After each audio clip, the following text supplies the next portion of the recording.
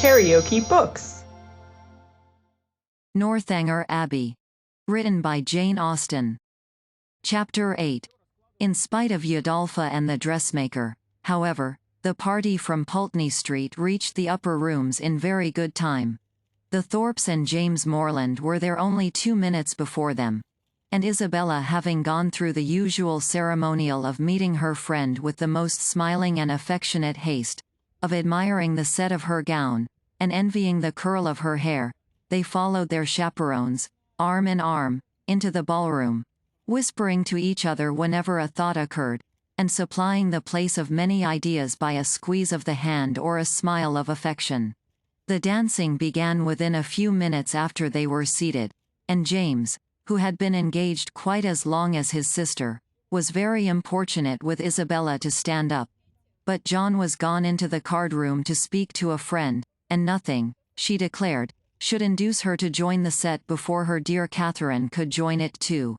"I assure you," said she, "I would not stand up without your dear sister for all the world. For if I did we should certainly be separated the whole evening." Catherine accepted this kindness with gratitude, and they continued as they were for 3 minutes longer, when Isabella, who had been talking to James on the other side of her, turned again to his sister and whispered, "My dear creature, I am afraid I must leave you. Your brother is so amazingly impatient to begin. I know you will not mind my going away, and I dare say John will be back in a moment, and then you may easily find me out." Catherine, though a little disappointed, had too much good nature to make any opposition, and the others rising up, Isabella had only time to press her friend's hand and say, "Good-bye, my dear love," before they hurried off. The younger Miss Thorpes being also dancing, Catherine was left to the mercy of Mrs. Thorpe and Mrs. Allen, between whom she now remained. She could not help being vexed at the non-appearance of Mr. Thorpe, for she not only longed to be dancing, but was likewise aware that, as the real dignity of her situation could not be known, she was sharing with the scores of other young ladies still sitting down all the discredit of wanting a partner. To be disgraced in the eye of the world, to wear the appearance of infamy while her heart is all purity, her actions all innocence, and the misconduct of another the true source of her debasement, is one of those circumstances which peculiarly belong to the heroine's life, and her fortitude under it what particularly dignifies her character. Catherine had fortitude too. She suffered, but no murmur passed her lips. From this state of humiliation, she was roused, at the end of 10 minutes, to a pleasanter feeling, by seeing, not Mr. Thorpe, but Mr. Tilney, within 3 yards of the place where they sat. He seemed to be moving that way, but he did not see her, and therefore the smile and the blush, which his sudden reappearance raised in Catherine, passed away without sullying her heroic importance. He looked as handsome and as lively as ever, and was talking with interest to a fashionable and pleasing-looking young woman, who leant on his arm, and whom Catherine immediately guessed to be his sister, thus unthinkingly throwing away a fair opportunity of considering him lost to her forever, by being married already. But guided only by what was simple and probable, it had never entered her head that Mr. Tilney could be married. He had not behaved, he had not talked, like the married men to whom she had been used. He had never mentioned a wife, and he had acknowledged a sister. From these circumstances sprang the instant conclusion of his sister's now being by his side, and therefore, instead of turning of a death-like paleness and falling in a fit on Mrs. Allen's bosom, Catherine sat erect, in the perfect use of her senses, and with cheeks only a little redder than usual. Mr. Tilney and his companion, who continued, though slowly, to approach, were immediately preceded by a lady, an acquaintance of Mrs. Thorpe, and this lady stopping to speak to her, they, as belonging to her, stopped likewise, and Catherine, catching Mr. Tilney's eye, instantly received from him the smiling tribute of recognition. She returned it with pleasure, and then advancing still nearer, he spoke both to her and Mrs. Allen, by whom he was very civilly acknowledged. "I am very happy to see you again, sir, indeed. I was afraid you had left Bath." He thanked her for her fears, and said that he had quitted it for a week, on the very morning after his having had the pleasure of seeing her. "Well, sir, and I dare say you are not sorry to be back again. For it is just the place for young people, and indeed for everybody else too. I tell Mr. Allen, when he talks of being sick of it, that I am sure he should not complain, for it is so very agreeable a place, that it is much better to be here than at home at this dull time of year. I tell him he is quite in luck to be sent here for his health.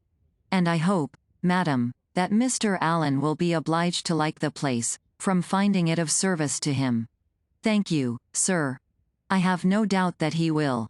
A neighbor of ours, Drive Skinner, was here for his health last winter, and came away quite stout. That circumstance must give great encouragement." "Yes, sir, and Dr. Skinner and his family were here 3 months, so I tell Mr. Allen he must not be in a hurry to get away." Here they were interrupted by a request from Mrs. Thorpe to Mrs. Allen, that she would move a little to accommodate Mrs. Hughes and Miss Tilney with seats, as they had agreed to join their party.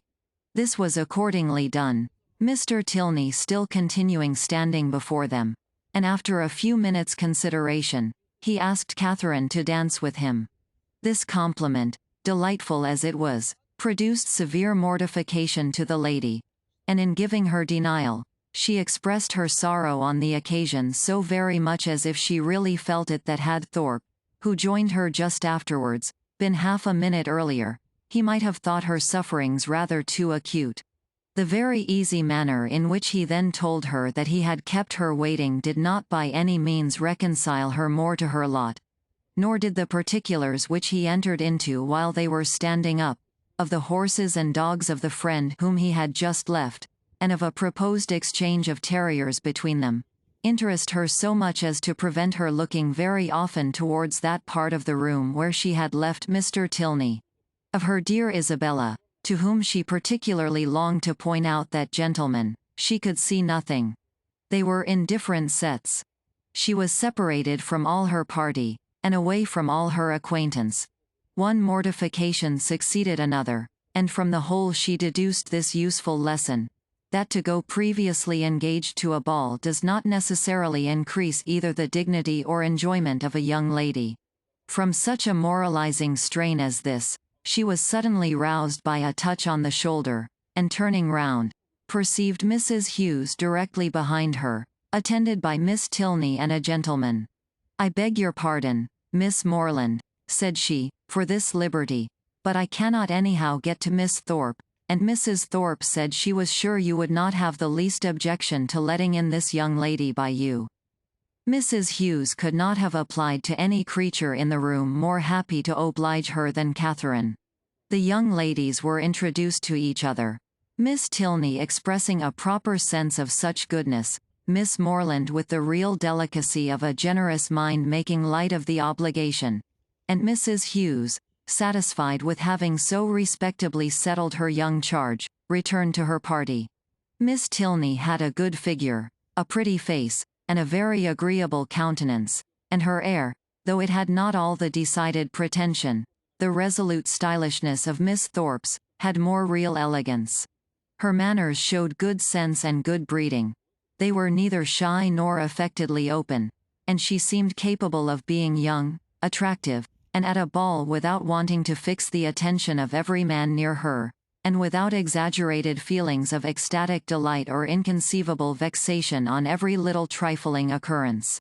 Catherine, interested at once by her appearance and her relationship to Mr. Tilney, was desirous of being acquainted with her, and readily talked therefore whenever she could think of anything to say, and had courage and leisure for saying it. But the hindrance thrown in the way of a very speedy intimacy, by the frequent want of one or more of these requisites, prevented their doing more than going through the first rudiments of an acquaintance, by informing themselves how well the other liked Bath, how much she admired its buildings and surrounding country, whether she drew, or played, or sang, and whether she was fond of riding on horseback. The 2 dances were scarcely concluded before Catherine found her arm gently seized by her faithful Isabella, who in great spirits exclaimed, "At last I have got you. My dearest creature, I have been looking for you this hour. What could induce you to come into this set, when you knew I was in the other? I have been quite wretched without you. My dear Isabella, how was it possible for me to get at you? I could not even see where you were. So I told your brother all the time, but he would not believe me. Do go and see for her, Mr. Morland, said I, but all in vain. He would not stir an inch. Was not it so, Mr. Morland? But you men are all so immoderately lazy. I have been scolding him to such a degree, my dear Catherine, you would be quite amazed. You know I never stand upon ceremony with such people. Look at that young lady with the white beads round her head, whispered Catherine, detaching her friend from James. It is Mr. Tilney's sister. Oh, heavens! You don't say so. Let me look at her this moment. What a delightful girl! I never saw anything half so beautiful.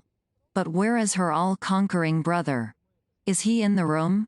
Point him out to me this instant, if he is. I die to see him. Mr. Morland, you are not to listen. We are not talking about you. But what is all this whispering about? What is going on? There now, I knew how it would be. You men have such restless curiosity. Talk of the curiosity of women, indeed. 'Tis nothing. But be satisfied, for you are not to know anything at all of the matter. And is that likely to satisfy me, do you think? Well, I declare I never knew anything like you. What can it signify to you, what we are talking of? Perhaps we are talking about you. Therefore I would advise you not to listen, or you may happen to hear something not very agreeable. In this commonplace chatter, which lasted some time, the original subject seemed entirely forgotten, and though Catherine was very well pleased to have it dropped for a while, she could not avoid a little suspicion at the total suspension of all Isabella's impatient desire to see Mr. Tilney. When the orchestra struck up a fresh dance, James would have led his fair partner away, but she resisted. I tell you, Mr. Morland, she cried, I would not do such a thing for all the world. How can you be so teasing? Only conceive, my dear Catherine, what your brother wants me to do. He wants me to dance with him again, though I tell him that it is a most improper thing, and entirely against the rules. It would make us the talk of the place, if we were not to change partners. Upon my honor, said James, in these public assemblies, it is as often done as not. Nonsense, how can you say so? But when you men have a point to carry, you never stick at anything. My sweet Catherine, do support me. Persuade your brother how impossible it is. Tell him that it would quite shock you to see me do such a thing, now would not it? No, not at all, but if you think it wrong, you had much better change. There, cried Isabella, you hear what your sister says, and yet you will not mind her. Well, remember that it is not my fault, if we set all the old ladies in Bath in a bustle. Come along, my dearest Catherine, for heaven's sake, and stand by me. And off they went, to regain their former place. John Thorpe, in the meanwhile, had walked away, and Catherine, ever willing to give Mr. Tilney an opportunity of repeating the agreeable request which had already flattered her once, made her way to Mrs. Allen and Mrs. Thorpe as fast as she could, in the hope of finding him still with them, a hope which, when it proved to be fruitless, she felt to have been highly unreasonable. Well, my dear, said Mrs. Thorpe, impatient for praise of her son, I hope you have had an agreeable partner. Very agreeable, madam. I am glad of it. John has charming spirits, has not he? Did you meet Mr. Tilney, my dear? Said Mrs. Allen. No, where is he? He was with us just now, and said he was so tired of lounging about, that he was resolved to go and dance, so I thought perhaps he would ask you, if he met with you. Where can he be? Said Catherine, looking round, but she had not looked round long before she saw him leading a young lady to the dance. Ah! He has got a partner.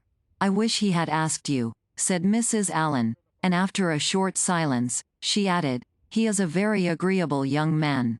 Indeed he is, Mrs. Allen, said Mrs. Thorpe, smiling complacently. I must say it, though I am his mother, that there is not a more agreeable young man in the world.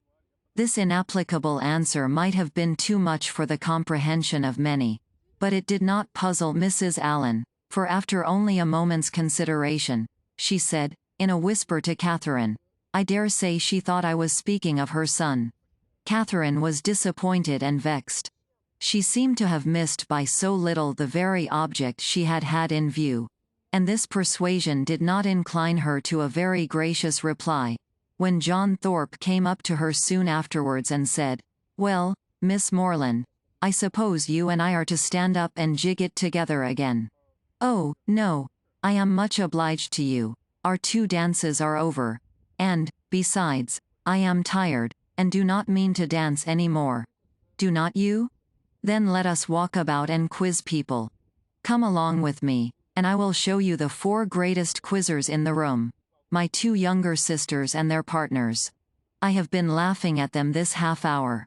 Again Catherine excused herself, and at last he walked off to quiz his sisters by himself. The rest of the evening she found very dull. Mr. Tilney was drawn away from their party at tea, to attend that of his partner. Miss Tilney, though belonging to it, did not sit near her, and James and Isabella were so much engaged in conversing together that the latter had no leisure to bestow more on her friend than one smile, one squeeze, and one, "Dearest Catherine." KaraokeBooks.